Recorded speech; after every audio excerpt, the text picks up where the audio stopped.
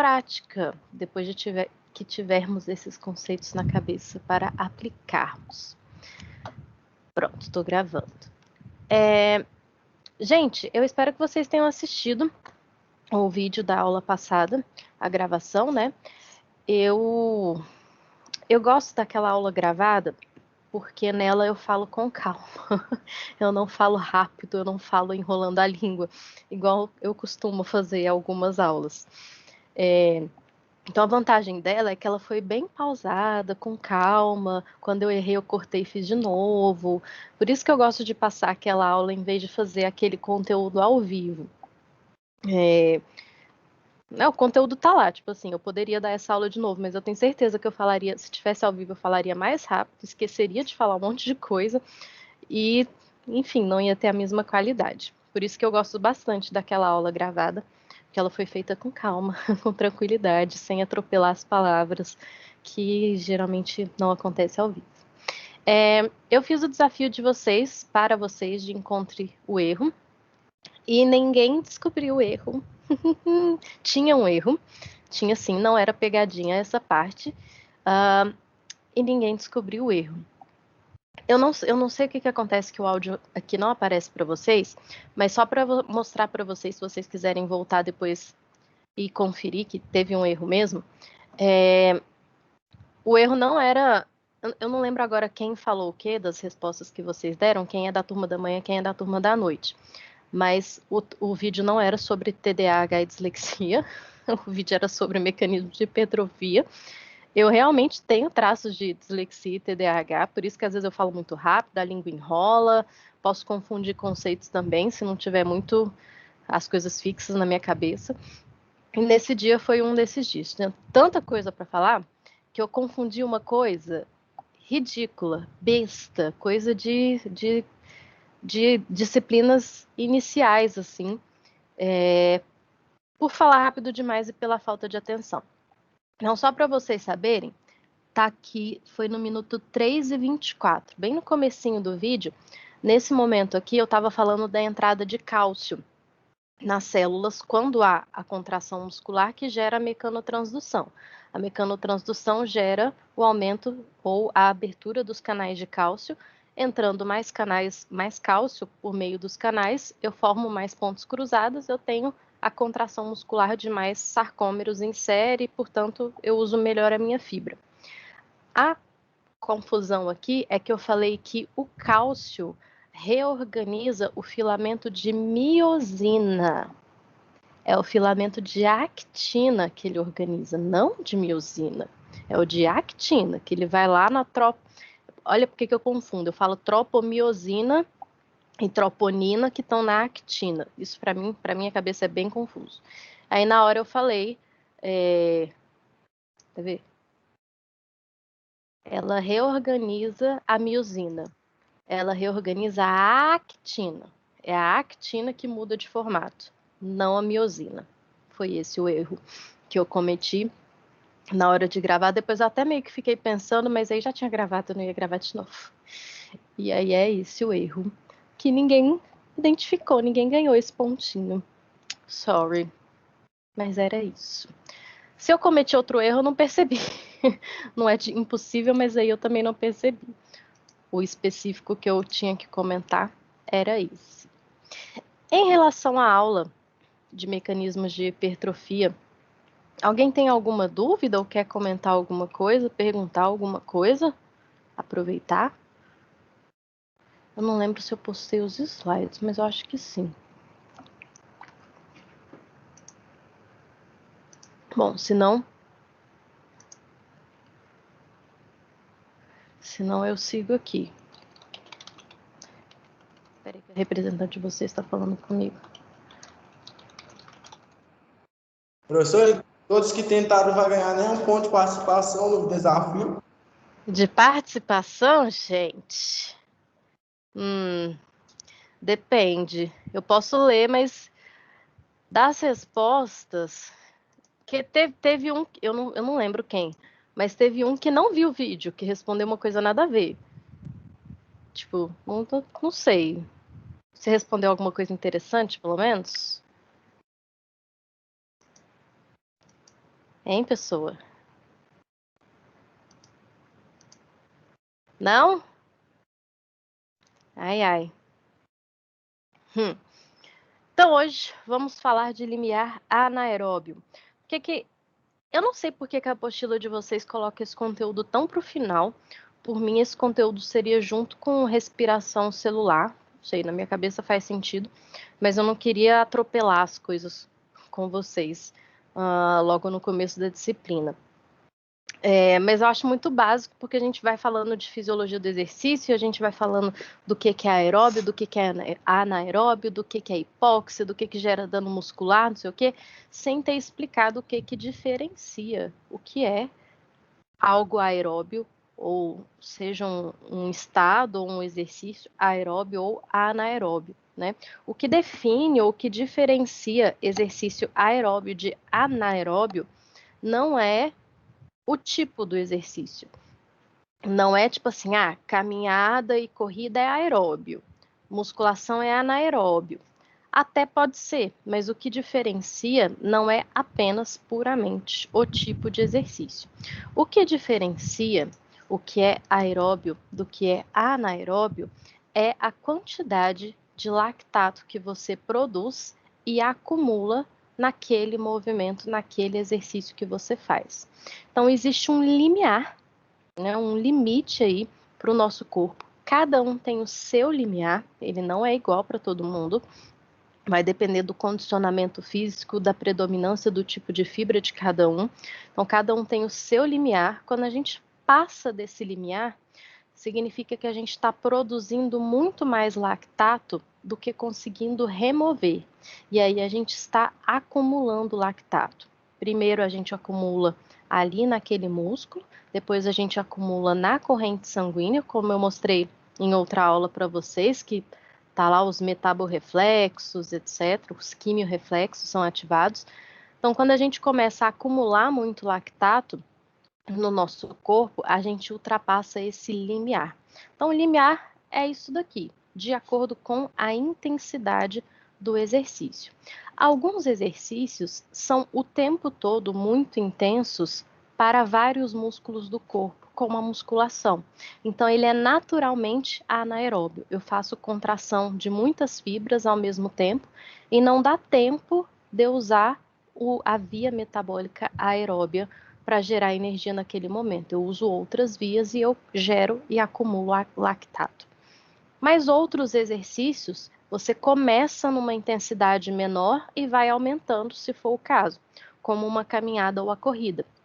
Quando você começa, você está usando a via aeróbia. E aí você vai intensificando, intensificando. Em algum momento, você vai ultrapassar o seu limiar e esse exercício vai deixar de ser aeróbio e vai ser anaeróbio. O ponto vai depender de cada um. Mas se a intensidade do exercício for progredindo, uma hora esse acontecimento vai rolar. Você vai ultrapassar esse limiar. Então não dá para classificar o exercício em si, dependendo do exercício, como aeróbio ou não. Se eu estiver falando de corrida, por exemplo, para um atleta, uma corrida a, sei lá, 7 km por hora, vai ser aeróbio. Porque para um atleta de triatlon, por exemplo, aquilo é o básico, é um aquecimento, é um trotezinho. Se for, para mim, 7 km por hora já não é aeróbio, já vai ser anaeróbio. Em pouquíssimo tempo eu vou começar a acumular lactato, porque não é o tipo de exercício que eu tenho condicionamento para fazer. E aí eu vou acabar passando esse limiar anaeróbio. Então, o limiar está relacionado à intensidade do exercício e essa intensidade vai gerar como consequência o acúmulo de lactato no seu organismo. Quanto mais lactato, significa que mais você está usando a via anaeróbia, que não está dando tempo da sua mitocôndria receber o oxigênio para produzir mais energia, tá? Então é um pouco disso que eu vou explicar com alguns detalhes na aula de hoje. E aí, o que a gente tem que tomar? O que a gente tem que tomar cuidado? Às vezes a gente ouve médico, fisioterapeuta ou pessoas que não são da área da saúde falar: eu tenho que fazer um cardio, eu tenho que fazer exercício aeróbio, eu vou fazer aeróbio em jejum. Tem essa moda que de vez em quando volta. Aí a pessoa vai lá e corre como se não houvesse amanhã, quer dar tiro. Não vai ser exercício aeróbio. Foge da característica se a intensidade do exercício for alta. Então, né, vamos lembrar, pular corda pode ser aeróbio, pode ser anaeróbio, vai depender de quem está pulando, porque vai depender da intensidade, do nível de esforço que a pessoa estiver fazendo para pular corda. Ou também vai depender do tempo que a pessoa persiste naquele exercício. Eu posso manter a mesma intensidade, então não alterar a intensidade, mas se eu fico por muito tempo no mesmo exercício, vai começar a me faltar substrato para transformar em energia usando a mitocôndria, usando o oxigênio. Aí eu vou começar a acumular lactato da mesma forma. Vai faltando, se forem exercícios de longa duração, vai começar a faltar glicose, enfim, vai acumulando lactato. Uma das formas que a gente tem para detectar se você está passando o seu limiar anaeróbio ou não, se você está acima ou se você está abaixo desse limiar, acho que é lactímetro que chama. Igual tem o glicosímetro, que é aquele aparelhinho de aferir glicose, das pessoas que fura o dedo, põe uma gotinha de sangue na lâmina, bota a lâmina no aparelho, vai estar lá tanto de glicemia. Existe o mesmo aparelho para lactato. Então você faz a mesma coisa, fura o dedo, põe uma gotinha de sangue na lâmina, bota a lâmina no aparelho, aí vai estar lá a quantidade de lactato acumulada no seu sangue naquele momento. Pode fazer pelo dedo, mas é muito comum fazer pela orelha, furar o lobozinho aqui, essa parte de baixo da orelha, não a cartilagem, e pegar um pouquinho de sangue para ir aferindo. E aí você tem de forma muito, digamos, um padrão ouro, para verificar que tanto de lactato você está produzindo durante aquele exercício para saber qual é o seu limiar. Esse é o limiar metabólico, que é o que está lá no seu sangue, que está ativando os seus reflexos, aumentando a sua frequência cardíaca, sua frequência respiratória, sua pressão arterial, etc. Mas anda junto com isso a sua respiração. A gente já viu em outra aula que vai aumentando a frequência cardíaca, vai aumentando a pressão arterial e a resposta ventilatória vem em seguida, aumentando também. E o que vai me ajudar a compensar no meu corpo esse aumento de lactato ou essa forma de obter energia que não usando o oxigênio? Eu aumento a respiração, a ventilação, para ter mais oxigênio disponível e tentar fazer as minhas mitocôndrias terem disponível oxigênio para gerar mais energia. Então, eu posso medir ou aferir também o limiar ventilatório. Então, eu tenho o metabólico e o ventilatório. E os dois podem não andar juntos. Eu posso demorar a produzir lactato pelo meu músculo pode ser muito apto a gerar energia usando o oxigênio, ele pode ser bem rico em mitocôndrias, alguns tipos de fibra têm mais mitocôndrias do que outros tipos de fibra, mas a minha respiração pode não ter o mesmo ritmo. Eu posso não conseguir botar tanto ar para dentro por meio da respiração. E pode acontecer o contrário também. A minha respiração pode fluir muito bem, mas dentro de mim predominar fibras que não têm tantas mitocôndrias, então não vão usar oxigênio como fonte de energia, vão acabar acumulando lactato, mesmo que a minha ventilação esteja fazendo a parte dela. Então tem essas duas coisas que podem acontecer. Se eu quiser, por exemplo, sei lá, pegar um atleta, fazer um teste assim, padrão ouro, eu juntaria os dois limiares, o metabólico e o ventilatório. Então eu faria um teste de esforço com aquela máscara, sabe? Que vocês já viram que tem um encanamento assim, ligado a um computador. Aí o computador vai lá saber que tanto de gases você está inalando, que tanto você está expirando, qual porcentagem disso é oxigênio que entra e CO2 que sai, ao mesmo tempo que ao longo do exercício te fura algumas vezes, pega a gotinha de sangue e vê o tanto de lactato que você está produzindo. Aí soma esses dois dados para saber o que está funcionando melhor, o que está funcionando pior, né? E aí, quando eu passo desse limiar, o que o meu corpo está me contando, ou o que está acontecendo? É uma forma do meu corpo, da gente medir e do meu corpo tentar combater a hipóxia tecidual. A gente só produz lactato quando falta oxigênio em tempo hábil para as minhas mitocôndrias produzirem energia. Então, é uma forma de medir que tanto que o seu músculo está ficando em hipóxia, que tanto que está faltando de oxigênio, que está obrigando esse músculo a produzir o lactato. E aí, o que você faz com essa informação vai depender do que você está fazendo de objetivo. Se é um atleta, se é uma pessoa normal, o que essa pessoa quer melhorar. Porque a hipóxia vai causar dano muscular. Tem isso na aula gravada que eu postei para vocês. É uma das formas que servem para que eu estimule a minha hipertrofia, o dano muscular. Então, se eu quero uma pessoa que trabalhe hipertrofia, eu quero uma pessoa muito forte, eu quero uma pessoa que ganhe músculo rápido, eu quero uma pessoa lá na sala de musculação, né, sou personal de musculação, etc. Se eu aumento o tempo dessa pessoa sob hipóxia, ou seja, gero mais lactato, eu vou causar mais dano muscular, eu vou ter mais estímulo para hipertrofia. Super interessante eu gerar esse processo, fazer esse processo acontecer. Se o meu atleta já é de endurance, é, por exemplo, um atleta de triatlon que vai correr, nadar e pedalar. Quanto mais tempo ele permanecer em hipóxia, mais lactato ele gerar, pior vai ser a performance dele. Ele vai falhar, ele vai apagar no meio do caminho, ele vai passar mal, ele vai ter enjoo, ele não vai conseguir terminar a prova, não vai dar certo. E o dano muscular que eu vou causar nele, mesmo se ele tiver muita sorte e esse dano acabar estimulando a hipertrofia, um atleta de endurance, ele não tem que ser mais pesado.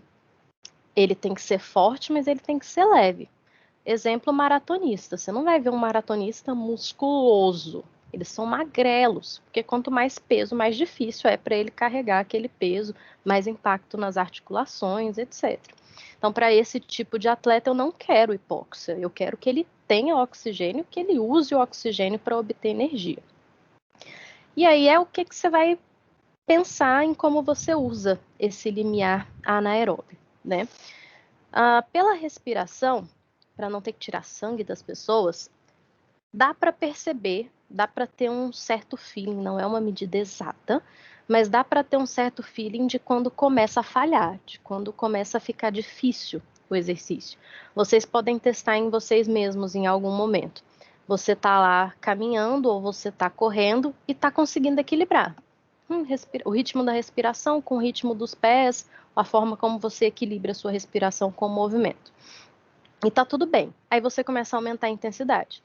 Aí vai chegar uma hora que você não vai acompanhar o ritmo dos seus pés, das suas pernas, que vai faltando oxigênio, e você vai ver que a sua frequência cardíaca não vai ficar tão estável. Então, se você está só andando, ela sobe um pouquinho e se mantém. Se você faz um trotezinho que você ainda aguenta, ela sobe mais um pouco e fica. Chega num ponto, se você for aumentando a intensidade, que ela vai lá para cima, e aí você começa a diminuir o ritmo, porque você não aguenta, aí ela baixa, e você acha que aguenta mais, aí ela aumenta de novo, aí ela baixa. Vira uma montanha russa, em vez de só subir e se manter estável essa condição, né? Então, só para a gente lembrar de como que se forma o lactato, ou por que o lactato é formado no nosso corpo, lembrem da aula de respiração celular, das vias metabólicas, quando não tem suficiente oxigênio ou quando não tem mitocôndrias o suficiente naquela musculatura, o ácido pirúvico ou piruvato, que entraria na mitocôndria, acaba sofrendo uma alteração, perdendo um hidrogênio e virando ácido lático. E aí o ácido lático primeiro se acumula no músculo, aí a circulação sanguínea vai removendo esse excesso do músculo, mas vai ficando na própria circulação. Quando você para de fazer exercício, seu corpo entra no processo regenerativo daquele exercício, e aí com menos contrações vai sobrar mais oxigênio nesse processo regenerativo, o seu corpo começa a devolver essa enzima, que é a lactato desidrogenase, começa a devolver os hidrogênios para o ácido lático. E aí esse processo volta. O ácido lático volta a ser piruvato, e o piruvato pode entrar na mitocôndria para virar energia no processo normal que vai acontecer lá. O que vai acontecer em relação à sua respiração e ao tamponamento? A gente viu na aula, sem ser na aula passada, na anterior, que junto com o lactato, a gente tem o aumento da produção de H+. O lactato, quando é possível, ele deixa de ser lactato para virar ácido pirúvico. Ele ganha um oxigênio, ele ganha um H+ e vira ácido pirúvico. O H+, ele também vai gerar os efeitos reflexos no organismo dos quimiorreceptores, só que ele é tamponado de outra forma. Ele é tamponado pelo bicarbonato. Não é bicarbonato de sódio, mas é bicarbonato, sem o sódio, que está no nosso sangue. Então, é mais ou menos isso daqui que vai acontecer com o nosso corpo. O H+ consegue se juntar com o bicarbonato, vira ácido carbônico. O ácido carbônico depois consegue se dissociar virando CO2, que é o que você exala, expira, com a água, que é a parte que fica na sua corrente sanguínea formando o seu plasma. E o contrário também pode acontecer. A sua célula também pode exalar CO2 e água, vira ácido carbônico lá na sua hemácia para poder ser transportada até os seus pulmões. Se passar pelo pulmão, sai o CO2, fica água. Se não, eu ainda posso sofrer esse processo, caso, por exemplo, queira dissociar H+ e bicarbonato. O seu rim ajuda nesse processo de manter ou se desfazer do bicarbonato, quando tem lá a filtração glomerular. O seu rim pode reter mais bicarbonato para tamponar o H+, ou ele pode eliminar, caso tenha muito bicarbonato e você esteja ficando alcalino, digamos assim, para que o seu corpo não tenha essa alteração brusca de pH. E por que o tamponamento vai acontecer? Porque o ácido lático mais o H+ vão deixar o nosso sangue ácido. E o nosso sangue não pode passar de um certo ponto dessa acidez. Aí vem o tamponamento para o seu pH ficar sempre equilibrado. A gente viu na outra aula que no músculo o pH despenca, né? Ele pode chegar a 6,4. Claro que aquilo é por um pequeno período de tempo e o seu corpo vem tamponar aquilo para não acontecer essa queda brusca de pH. Para quem não lembra, essa queda brusca ou essa queda absurda de pH não pode acontecer porque várias das nossas enzimas param de funcionar se o pH sair do normal, sair do saudável. E algumas proteínas, que podem ser enzimas ou não, se desnaturam, se quebram na acidez, quando o pH cai. E aí, para o nosso corpo, isso é péssimo. Não pode acontecer, tá? Inclusive, eu não lembro se eu já falei isso para vocês, mas o bicarbonato de sódio, aquele que a gente pode comer, né, que tem para vender como forma de tempero na cozinha e tem alguns pré-treinos também, eles são eficientes para melhorar esse sistema de tamponamento. Eu não sei se vocês já ouviram falar de suplementar bicarbonato antes do treino. Pegar o pozinho, misturar com um pouquinho de água, um pouco de pó, misturar com água e tomar, tipo, 40 minutos antes de um treino que vá causar o aumento da produção de lactato. Então, não só uma caminhadinha, né? Mas um treino de musculação ou um treino mais intenso. Por que que faz efeito? Por que que é até interessante o bicarbonato nesse sentido? Depois que entrou no seu corpo, o bicarbonato de sódio vai dissociar. O sódio vai para um lado, sobra o bicarbonato que fica no nosso sangue. Se no exercício anaeróbio você produz mais ácido, mais H+, e você tem mais agentes para tamponar e equilibrar esse pH, você causa menos dano muscular por causa do excesso de acidez, o excesso de H+. Melhora a fadiga ou te permite se manter em exercício por mais tempo, já que você está diminuindo essa alteração de pH com o uso desse suplemento. Vocês podem ver que vários pré-treinos têm bicarbonato de sódio na composição, que é porque ele tem esse efeito tamponante e pode te ajudar a ter mais tempo de performance. Se você tem mais tempo de performance, você pode gerar mais dano muscular, você pode ter mais estímulo à hipertrofia. Então, pode otimizar os seus resultados. Não é todo mundo que responde bem tá? Antes de sair enfiando bicarbonato em tudo quanto é lugar e ir para academia, tomem cuidado, porque o bicarbonato puro, misturado na água, ele pode ser irritante para o intestino. Ele pode alterar a osmolaridade, irritar a mucosa intestinal propriamente dita e dar diarreia. Então, se alguém quiser testar, faz o teste antes, não vá na academia nesse dia, faça alguma coisa em casa, para ver se não te dá nenhum efeito adverso gastrointestinal, porque pode acontecer. E se isso acontecer enquanto você faz força, é pior, né? Mas é um suplemento eficaz, interessante e muito barato, porque você compra o saquinho de bicarbonato no mercado, barato, né? Lembra que tem que ser o bicarbonato comestível, tem bicarbonato que não é para ser comido, não é puro. Eu ia falar mais alguma coisa de bicarbonato. Tá, acho que era isso. E aí, para a gente entender um pouco melhor como que isso acontece, como que duas pessoas diferentes, como que é essa relação do limiar aeróbio ou limiar anaeróbio. Aqui tem um exemplo de duas pessoas que consomem o mesmo volume de oxigênio. Para eu ter certeza de qual que é o volume de oxigênio que eu metabolizo, eu preciso fazer o teste naquela máquina que tem a máscara que você respira na mangueira e tem um computador do lado. Para ter certeza do quanto de oxigênio você metaboliza, então o tanto de oxigênio que sai, o tanto de oxigênio que entra e o tanto de CO2 que sai, você precisa fazer esse teste de gasometria. Que é diferente só da ventilometria.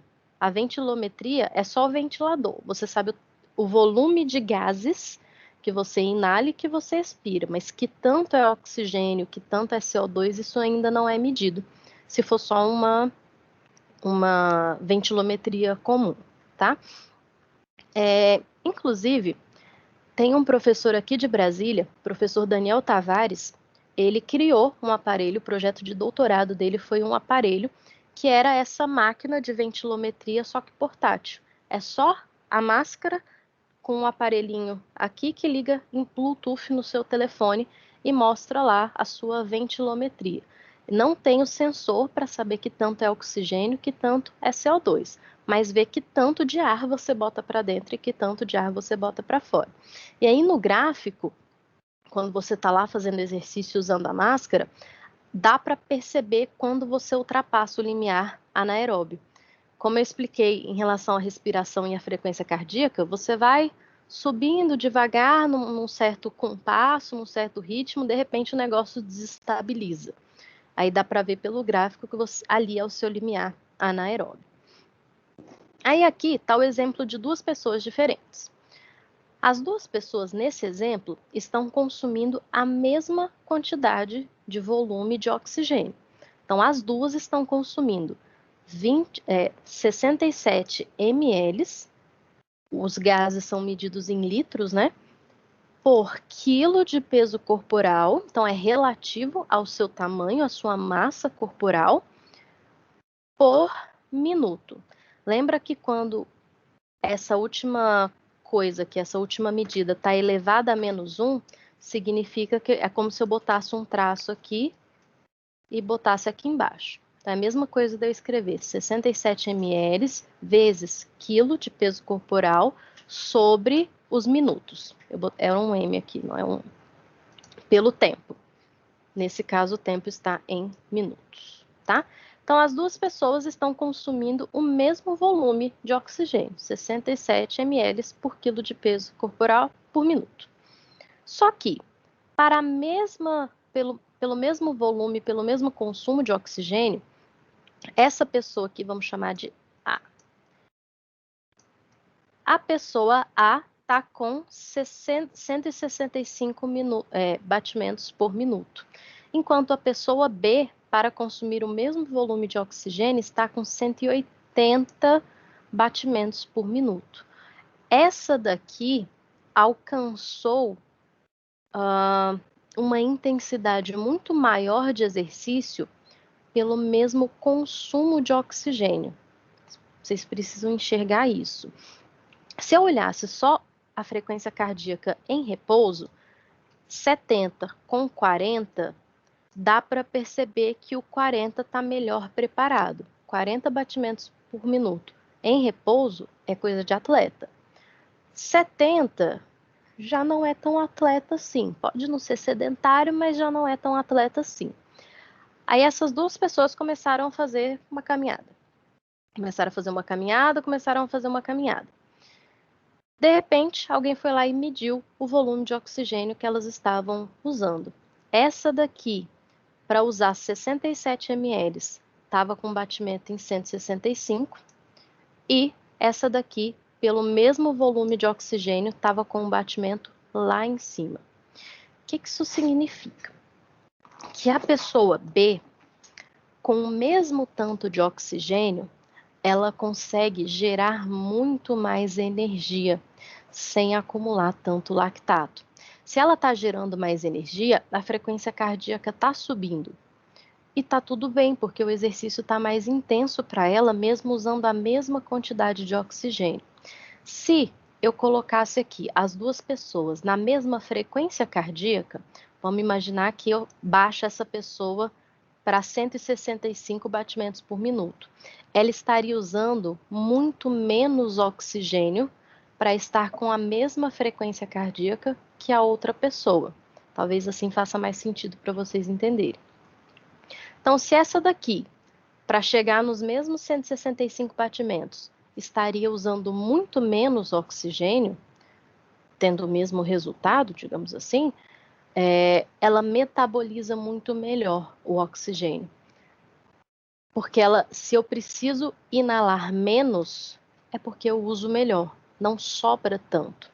Se eu não metabolizo bem oxigênio, eu preciso respirar muito mais vezes, tentar botar muito mais gases para dentro, para o pouco que eu vou conseguir metabolizar chegar lá na mitocôndria de fato, tá?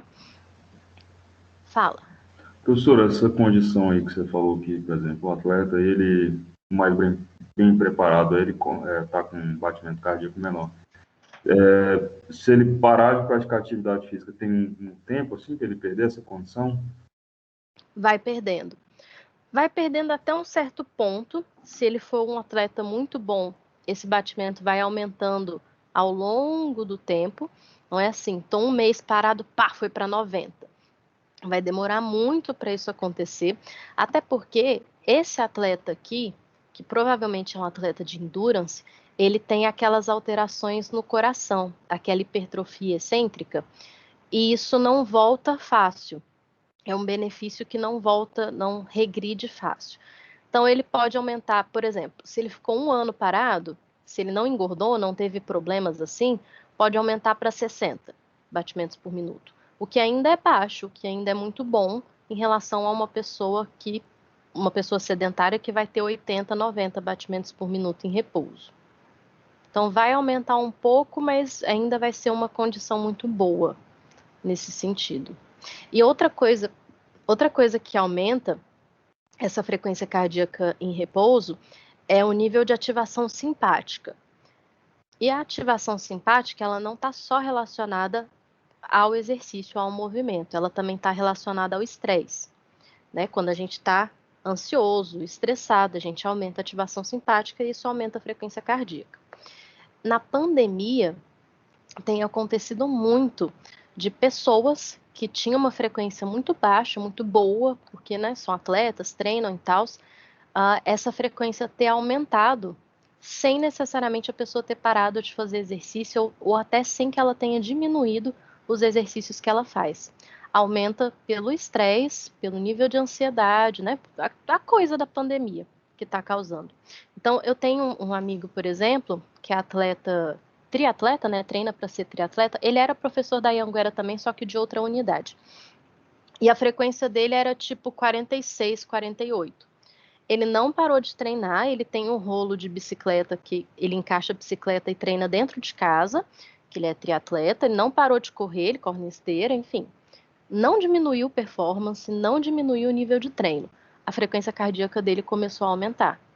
Não absurdo, quando ele falou, eu até ri da cara dele, mas tipo de 48 foi para 58. Eu ri da cara dele porque a minha nunca foi tão baixa e se falar que aumenta 10 é pouco. Mas para um atleta ter esse aumento mantendo o nível de atividade física, é porque tem o fator, o estresse, o fator psicológico também para esse batimento ter aumentado. Tá? É algo que vocês podem, vocês têm que ter essa noção de que a cabeça altera o funcionamento cardiovascular do nosso corpo. Que às vezes a pessoa está com uma frequência cardíaca que não condiz com o condicionamento dela e o fator é psicológico, não é físico. Quer dizer, psicológico altera o físico, né? Mas a fonte é psicológica. Beleza? E aí, aqui nesse gráfico, para fazer esse gráfico, ele é didático, mas imagine que eu consegui testar essas duas pessoas, tirei lá o lactato, um pouquinho de sangue, etc. E eu consegui saber que o limiar dessas duas pessoas é justamente equivalente a essa frequência cardíaca aqui. Então, eu fiz o teste e descobri que essa pessoa, com esse VO2, nessa frequência cardíaca, esse é o limiar anaeróbio dela, e esse aqui é o limiar anaeróbio dela. Então, isso significa que, do repouso até o limiar, o metabolismo que predomina vai ser o aeróbio. Esse aqui é a mesma coisa. Do repouso até o limiar, o metabolismo que predomina é o aeróbio. Observa a amplitude, digamos assim, ou a variabilidade da frequência cardíaca dessa pessoa em metabolismo aeróbio e dessa pessoa em metabolismo aeróbio. Essa pessoa aqui tem uma variabilidade muito maior sem produzir tanto lactato. Enquanto essa, com menor variação, ela vai ultrapassar o limiar anaeróbio e vai começar a produzir lactato. É a diferença do triatleta para uma pessoa mais sedentária, basicamente essa a diferença. E o que vai acontecer de sintoma quando eu pego essas duas pessoas e boto para correr lado a lado, por exemplo? Uma vai se manter muito tempo numa ótima velocidade sem cansar, que é o triatleta, e a outra ou tem que baixar o ritmo para manter a ventilação condizente com a produção de energia na via aeróbia, ou se ela se forçar numa intensidade maior, ela vai ultrapassar esse limiar, ela vai começar a produzir e a acumular muito lactato e ela vai fadigar, ela vai cansar antes da hora, né?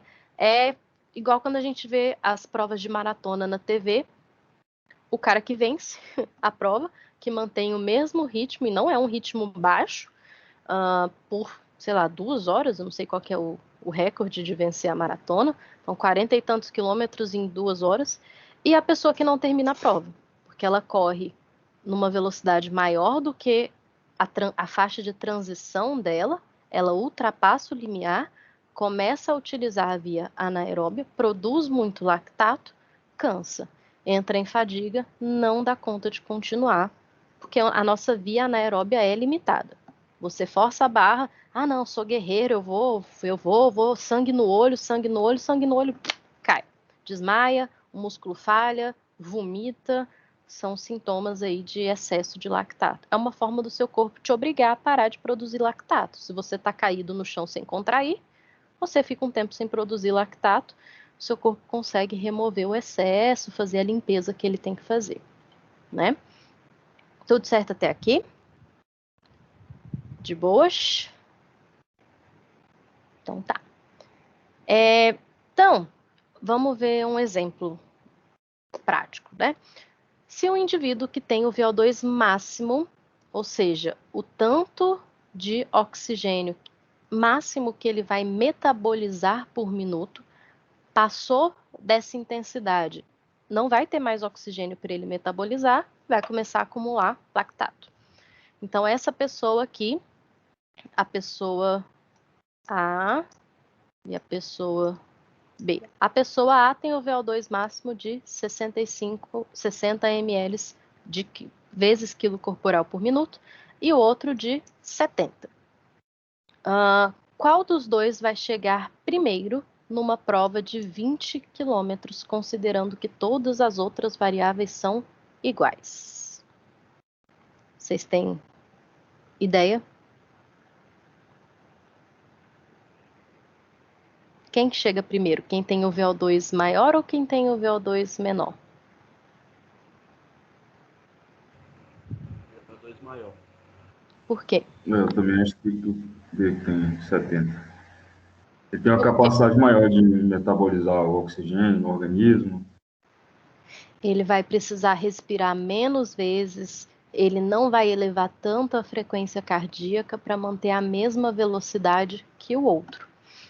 Ou ele vai conseguir ser mais rápido que o outro. O outro vai fadigar antes, vai faltar ar, vai passar mal antes do que o outro. Quanto maior o VO2 máximo, por mais tempo essa pessoa consegue se manter dentro desse VO2, ou mais rápido ela consegue correr por mais tempo para daí passar o limiar anaeróbio e aí parar de produzir energia.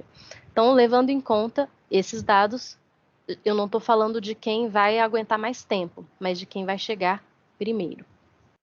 Então, o que tem o VO2 maior vai chegar primeiro, porque vai cansar menos, vai aguentar mais o tranco, digamos assim, vai conseguir ter uma maior velocidade no mesmo tempo ou no mesmo espaço de prova. Agora aqui, se o limiar anaeróbio do primeiro estiver em 80% do VO2 máximo e do segundo em 60% do VO2 máximo, qual dos dois chegará primeiro? Só para adiantar a conta, o 60 vezes o 80% do VO2 máximo vai dar 48. O 70 vezes o 60% do VO2 máximo vai dar 42. E aí, voltando para a pergunta, qual dos dois chegará primeiro?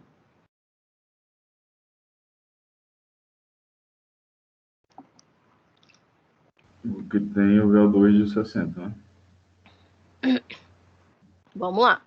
Ó, se tudo é igual, o primeiro consegue manter um VO2 maior durante toda a prova, sem ter tanto acúmulo de lactato.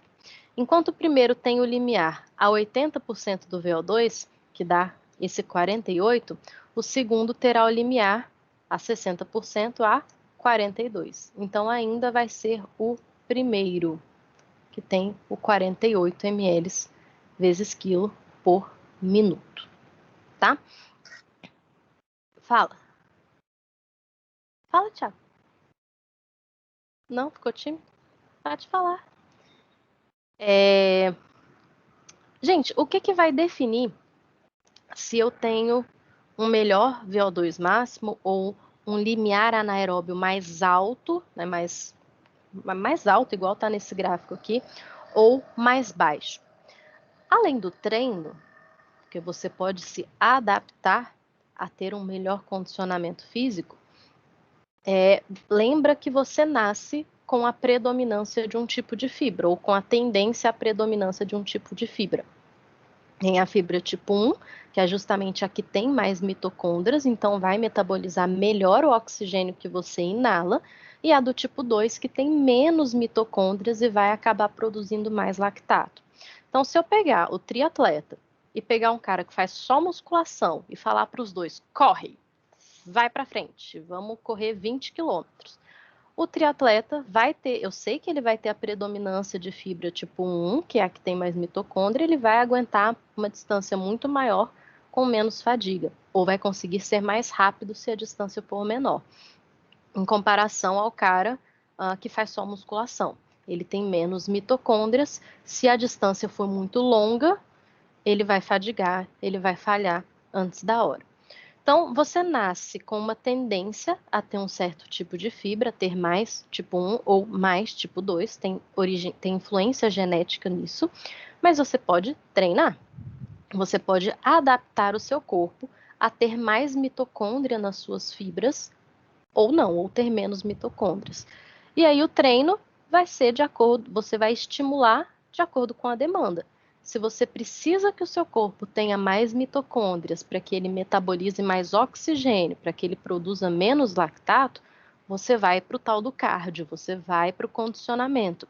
Então, você vai treinar mais o endurance, que são coisas longas, como a corrida, a bicicleta, a natação, etc. Claro que é um processo lento, para ganhar mitocôndrias não é um processo simples e nem confortável, mas a adaptação das suas células vai acontecer. Você vai começar a produzir mais mitocôndrias dentro das suas células e elas vão metabolizar mais oxigênio e te dar mais energia sem a produção de lactato. Em compensação, para o outro lado, se eu não quero correr, se eu não quero nadar, se eu quero levantar muito peso ou vencer muita resistência muito rápido, por pouco tempo, não tem por que eu ter tanta mitocôndria, porque ela não vai ter o que fazer. Não dá tempo da mitocôndria agir de forma eficiente numa série de agachamento, por exemplo. E para essas pessoas que buscam a hipertrofia, a hipóxia, que gera a produção de lactato, estimula a hipertrofia. Então é interessante. Talvez por isso que as pessoas que são de endurance tenham mais dificuldade de ganhar massa magra também. Quando elas vão para a musculação, não é rápido. Para que aquela pessoa, aquele magrela, corredor, né? Dá para ver pelo porte da pessoa, se ela decide, não, agora eu quero ser grande, eu quero ser forte, eu vou fazer só musculação, vou mudar de vida. Não vai ser assim que ela vai conseguir, não. Porque, pelo melhor uso das mitocôndrias, se eu produzo menos lactato, eu causo menos dano muscular, eu estimulo menos a hipertrofia. Até reverter esse processo vai demorar um pouquinho. E aí as mitocôndrias que não são tão usadas vão falar, ué, o que eu estou fazendo aqui então? Vão começar a se autodigerir, até a apoptose, a diminuir a sua presença nas células daquela pessoa. Você pode ter essa transição. Eu falei que existe fator genético, né? Além do fator genético do tipo de fibra, existem alguns genes associados ao uso do oxigênio lá na sua hemácia, em relação à sua hemácia, tá? Então não tem nada a ver com o tipo de fibra. Algumas pessoas vão ter uma hemácia menos eficiente em pegar oxigênio e transportar pelo corpo. Se eu tenho menos eficiência em distribuir oxigênio para o meu corpo, eu vou ter menos condicionamento físico. Vai ser mais difícil para mim metabolizar mais oxigênio. O trabalho que vai dar, eu vou ter que ter mais mitocôndrias do que uma pessoa normal, digamos assim, que não tem essa alteração genética. Então, é uma pessoa que não tem uma tendência a ter um bom condicionamento cardiovascular. Claro, é treinável, é adaptável, você estimula, etc. A pessoa vai melhorar, mas vai ser muito mais desconfortável para essa pessoa evoluir nesse sentido do que aquela pessoa que já tem, já nasceu para correr, para pedalar, para nadar, etc. Então, existem alguns genes relacionados ao nosso condicionamento físico, digamos assim, ou à nossa tendência, né? E se você observa que uma pessoa tem uma tendência ou para ter mais força e ganhar mais fácil massa magra, ou para ir para tarefas de condicionamento, para natação, para atletismo, etc. O que eu faço com essa informação quando uma pessoa vem treinar comigo e eu tento identificar essas diferenças, ou eu li os livros lá que analisavam a digital para saber o tipo de fibra que a pessoa predomina, tal. O que eu faço com essa informação? O que eu sugiro para vocês é que vocês conversem com a pessoa em relação ao objetivo que ela tem. Então, por exemplo, eu já sei, eu fiz tanto o teste genético quanto esse teste da digital, e eu sei que em mim predomina força e explosão, e não condicionamento físico. Eu já senti isso, mas eu comprovei com os exames. Então, eu tenho facilidade de ganhar massa magra quando eu tenho coragem de malhar, eu tenho força, explosão, eu não dou conta de ficar muito tempo correndo, andando, fazendo trilha, me falta oxigênio. Aí, se eu for falar para um personal, olha, eu sou assim, o personal vai perguntar, e o que você quer? Você quer aproveitar o que você já tem de bom e ir embora? Então, se você tem facilidade para ganhar força, vamos ganhar muita força. Se você tem facilidade para ganhar massa magra, vamos botar você para ganhar massa magra. Ou você quer compensar o seu ponto fraco, você quer melhorar o seu ponto fraco. Aí a gente investe menos na força, na hipertrofia e vai trabalhar cardio, vai trabalhar condicionamento físico para você melhorar isso que você não tem. Essa condição de não aguentar fazer uma trilha na Chapada de 10 quilômetros, por exemplo. A decisão vai ser do seu aluno, no sentido de você explicar quais são os prós, os contras de todos os lados, e aí o seu aluno vai pensar, não, eu quero a hipertrofia, eu quero ficar grande, então vamos aproveitar a sua boa condição e vamos embora. Você não vai deixar de trabalhar condicionamento, mas não vai ser o seu objetivo principal, tá? O que pode acontecer quando você não respeita o que seria mais natural para aquela pessoa e força a barra para tentar só compensar o ponto fraco sem investir no ponto forte? É desmotivante porque é mais desconfortável ou é menos confortável você ir contra o que a pessoa predomina. Então, se pegar eu, que tenho essa predominância que eu comentei, e uma pessoa que é ao contrário de mim, botar as duas para treinar cardio, a outra pessoa vai arrasar e vai melhorar em pouco tempo e vai gostar, e aí vai pegar gosto para correr, para pedalar, não sei o quê. E eu vou xingar todos os dias, todos os treinos. Eu vou ter ânsia de vômito toda vez, eu vou reclamar, eu não vou evoluir. Eu vou ter uma sensação de fracasso, de não conseguir superar os limites. Esse ponto psicológico, ele tem que ser levado em consideração na profissão de vocês, porque é o psicológico que determina se o aluno vai continuar com você ou se ele vai achar que você não deu certo para ele e ele vai procurar um outro personal.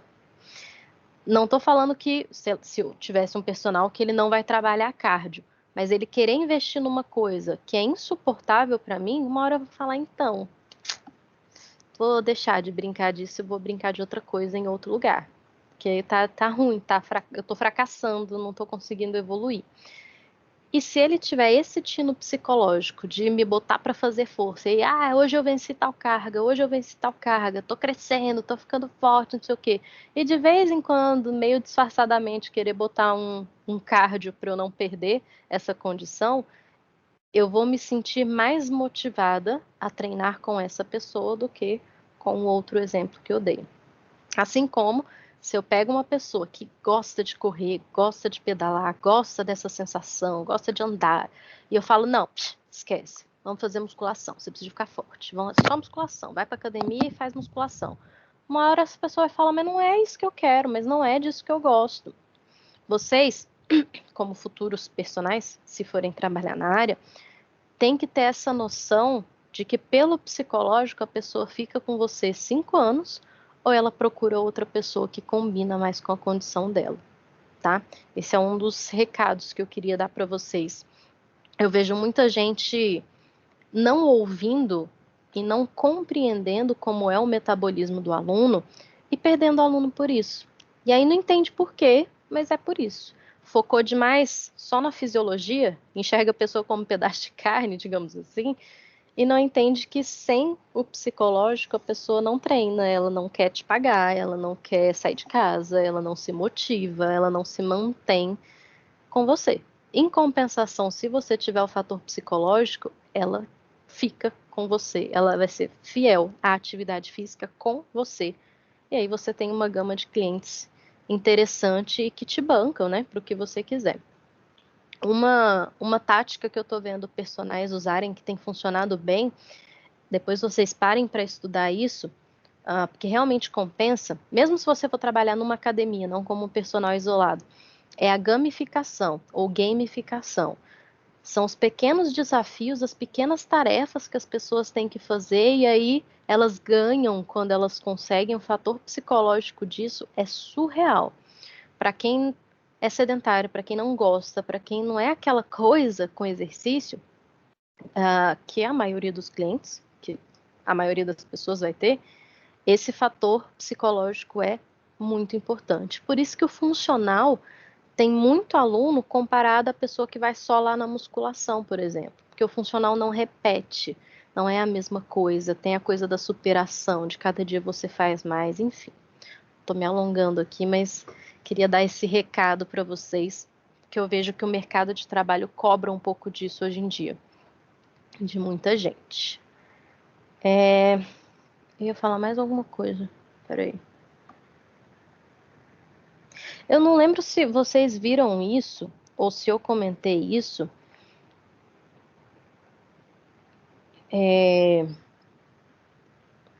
Quando a pessoa tem o objetivo de hipertrofia,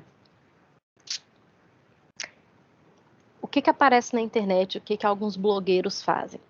Cuidado com o exercício aeróbico, porque ele produz muito hiperóxido, muito radical livre.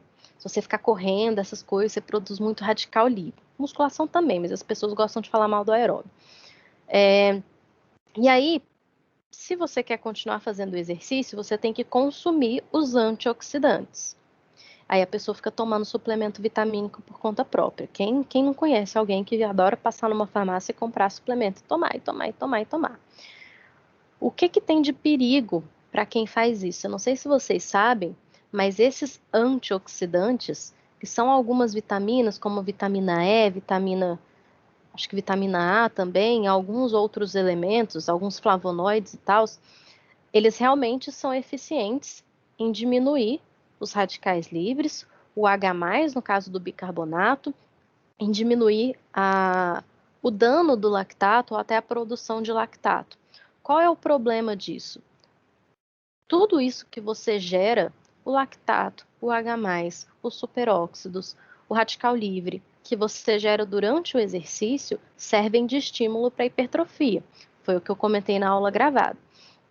Se você tampona essas substâncias com os antioxidantes, você diminui o estímulo da hipertrofia. Então, já tem estudos pegou pessoas, botou todo mundo para malhar igual, um grupo tomou antioxidantes, um grupo tomou placebo. Quem tomou antioxidante hipertrofiou menos, fazendo o mesmo esforço do que quem não tomou antioxidante.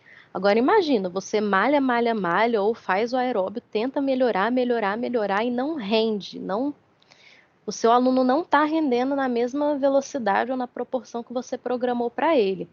Pode ser por uso de substâncias que ele não deveria estar usando. Talvez por ignorância, mas você precisa saber disso para perguntar para ele. Porque eu falo por experiência própria, eu já tive aluno que adorava tomar esses de A a zinco aí da vida, tomava todo dia e não tinha resultado. Aí vem a ciência mostrando que realmente o resultado diminui quando você faz o uso de coisas que você não está precisando. E já tive aluno também que tomava remédio, não me avisava e de repente passava mal na aula e começava a vomitar. Você tomou alguma coisa? Eu tomei um relaxante muscular antes de dormir.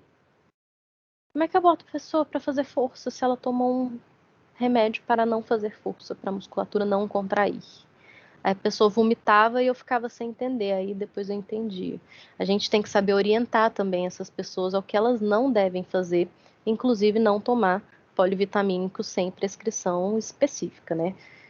Tanto que os nutricionistas falam, você tem que saber o que você está deficiente e tomar o que está deficiente, não sair tomando qualquer coisa só porque, sei lá, não engorda ou só porque é natural, entre aspas. Beleza, gente? Alguma dúvida? Tá tudo bem? Para quem chegou depois, deixa eu só mostrar aqui.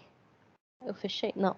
Para quem chegou depois, o erro que eu cometi na aula gravada, que eu comentei para vocês, foi no minuto 3h24, que aqui eu falo que a entrada do cálcio, o cálcio reorganiza o filamento de miosina. É o filamento de actina que altera o seu formato com o contato com o cálcio, não de miosina. Foi esse o erro que eu cometi e pedi para vocês encontrarem. É isso, crianças. Eu falei que a aula de hoje era um pouquinho mais curta. Se a gente conseguir ter prática, e eu gostaria, eu quero que a gente consiga ter prática, uma das práticas que eu quero fazer é em relação a limiar anaeróbio, a avaliar a diferença entre vocês, enfim, coisas assim. Aí ainda vou marcar, vamos nos organizar, porque eu preciso terminar o conteúdo teórico para a gente poder fazer isso. Mas é isso. Alguma dúvida? Tá tudo bem? Querem falar alguma coisa? Esses slides já estão postados? Tudo certo? Tem mais aulas dessa sua, professora? Gravada? Tem uma específica de Pilates, que é dos métodos de treinamento de força. Eu gravei uma com Pilates com uma professora que é formada em Pilates, que aí a gente gravou junto. Mas, assim, que eu fui pro estúdio gravar com calma, assim, não. Aquela era a principal mesmo. Tipo assim, se você olhar lá no canal do YouTube, tem vídeo de aula, um ou outro só também, não tem muitos não. Mas em estúdio foram só esses dois. É boa, né, essa aula em estúdio, eu falo devagar nessa aula. Eu gravei no começo da pandemia. Aproveitei e aí ficou uma aula melhor do que se eu desse ao vivo, por isso que eu passo ela para vocês. Tá bom, crianças? Então é isso. Deixa eu baixar a chamada de vocês. Cadê a chamada? Eu avisei que a aula hoje era um pouquinho mais curta. E deixa eu perguntar para vocês. Se semana que vem ou na outra, na seguinte, vocês iriam para a aula prática, para a gente fazer uma prática lá na quadra, aberta, ventilada? Sim. Toda hora. Vocês são animados? Não vão me deixar lá sozinha, não? Falou que é prática, eu tô dentro. Gostei. Bom, então tá bom. Eu vou organizar uma aula prática com essas variáveis aí pra gente brincar, uns aparelhinhos pra gente brincar. E aí eu aviso vocês com antecedência pra gente se organizar lá na faculdade. Tá bom? Ok, professora. Então é isso, crianças. Tenham uma boa noite, um bom fim de semana. Não